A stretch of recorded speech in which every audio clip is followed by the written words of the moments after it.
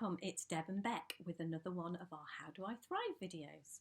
Yeah, so as we've been doing, we just want to remind you that we've got Relationship School coming up. And if you're enjoying these videos and starting to look at how it is that you relate to yourself and to life, it would be great to have you in Relationship School with us. So if you want to find out more, you can go to our website, you.We and find out what's going on there. Okay, so our question today is, how do I thrive with mental health issues? Yeah, a really topical question, because there's a huge amount kind of in the news, on social media, lots of conversations around kind of mental health issues and what that can lead to, and you know, how our economy survives with that kind of thing happening.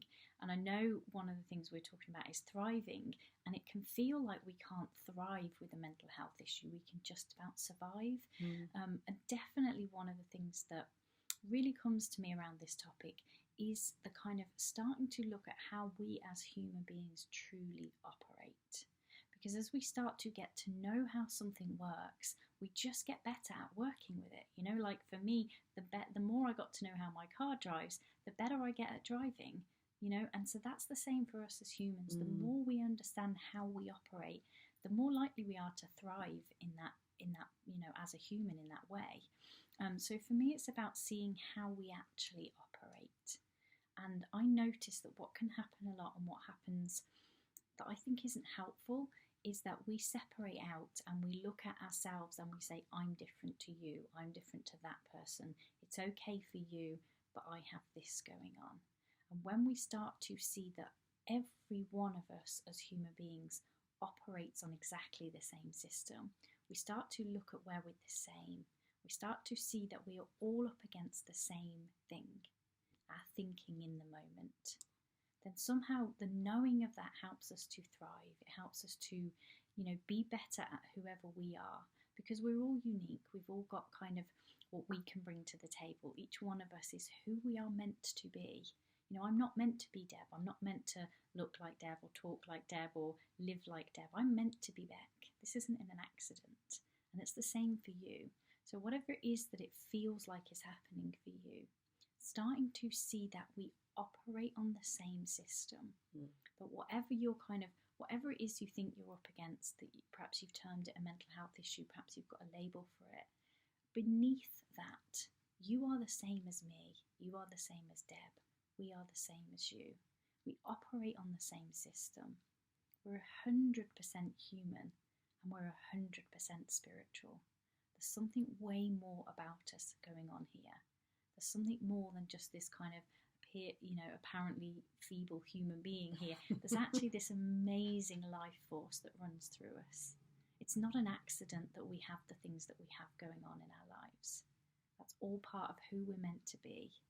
And so it's starting to see that the way that we operate as human beings, moment to moment, is determined by what we believe in our minds, what thinking we have, and what we believe to be true. And the more that we kind of focus on the things about us that we perhaps feel uncomfortable with, or think aren't right, or think aren't as good as other people, the more we're going to get that experience. And the more we look to see how, as human beings, we're actually this incredible life force, amazing, unique, fantastic human beings that get to live out a life out in the world. The more we kind of look to understand how that actually works, the more we get of that experience, the more kind of amazing, fun, light-hearted lives we get to live. What I've noticed about human beings is it feels as if we are kind of all on this continuum of mental well-being, mental health, mental illness, whatever you want to call it. And it's like, because I think anything that human beings can experience, you know, if we have anxiety, or we have stress, or we have depression, or, you know, any of those things, or we have suicidal thoughts, or we feel like we're not good enough, any of those things that, if we overthink into those things, end up with us being in the category, you know, being labelled somehow as having some kind of mental illness. I think all human beings have an experience of all of those things. You know, there's nobody, if somebody kind of says to you, you know, I feel really down, I feel really depressed, you don't kind of go, oh yeah, I've got no idea what it is you're talking about. We all kind of know, if someone says, oh gosh, I'm feeling really, really anxious, or I was really anxious yesterday, or I've had to go to the doctor because my anxiety is through the roof. We don't kind of go, yeah, I've got no reference to that. I've got no idea what it feels like to feel anxious. We all of us on some level have these feelings, and it's just, we can be labelled depending on where we are on that continuum, depending whether we have kind of a lot more of that and a lot less of a clear-minded experience. So we're all, what we're pointing to is kind of exactly like Beck says, we're all on the same operating system, and it's just about how much we understand that operating system and what we understand is going on. And for me, kind of coming across this explanation for how life works has somehow a knock-on effect of that is that my mind calms down. Because when you think of anxiety and depression and stress and even schizophrenia and even those kinds of things, you can kind of tell that it is something that it's our mind goes a little bit crazy. Our mind kind of overthinks something or makes things up or tells us things that don't kind of exactly correspond with how the real world seems as if it operates. And so beginning to see that, and I know one of the analogies, and I thought it might be appropriate to share this analogy with you here. One of the analogies that I first heard when I came across this understanding of is kind of likening how the human experience is created to what it's like to go to the cinema. And it's kind of a really fairly easy to understand explanation of what is going on for us. So if you imagine, the principles that are behind our experience are like mind, thought, and consciousness.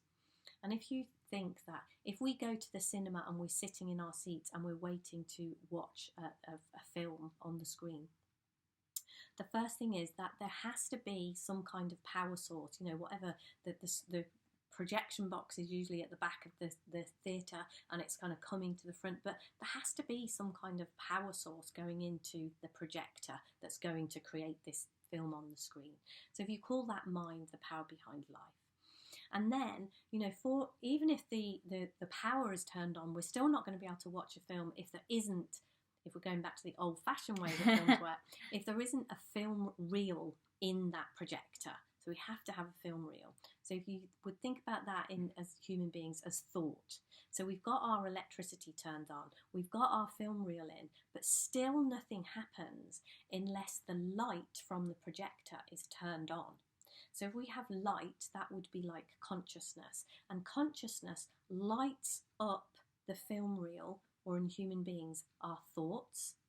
So we have mind, which is the power source. We have thoughts, which are the film reel, and then we have consciousness, which brings it all to life.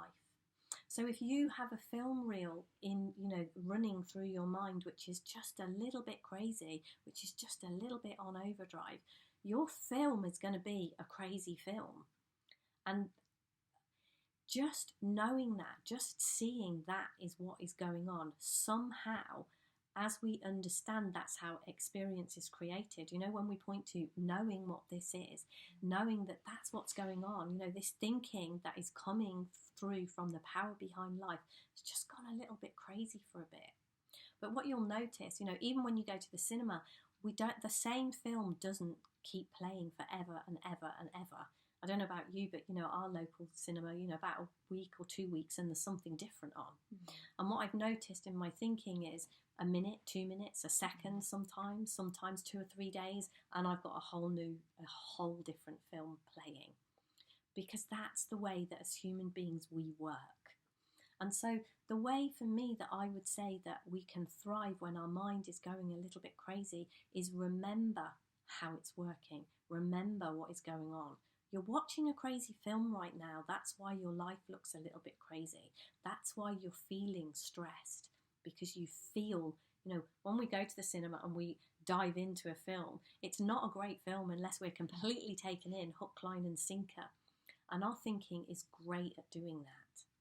But what we can learn to understand is that we don't have to go with that film. We can realise that The film is playing out, but we are not that film. We are something greater than that film. And we don't have to believe every thought and believe everything that goes through our mind. So for me, learning to deal with stress and anxiety and feeling low and feeling down and all of those things comes from understanding how I operate. And that has been hugely helpful for calming my mind. And I've seen that happen to countless people. Yeah, it's a great analogy, the cinema one. Thanks, Dan. So as we've mentioned a few times, we're really, really keen to let you know about Relationship School, because all of these kind of topics that we're talking about on these videos, we're going to dive a bit more into them, and we're building Relationship School around the things that would have been helpful for us before we kind of got into the messes and situations we did.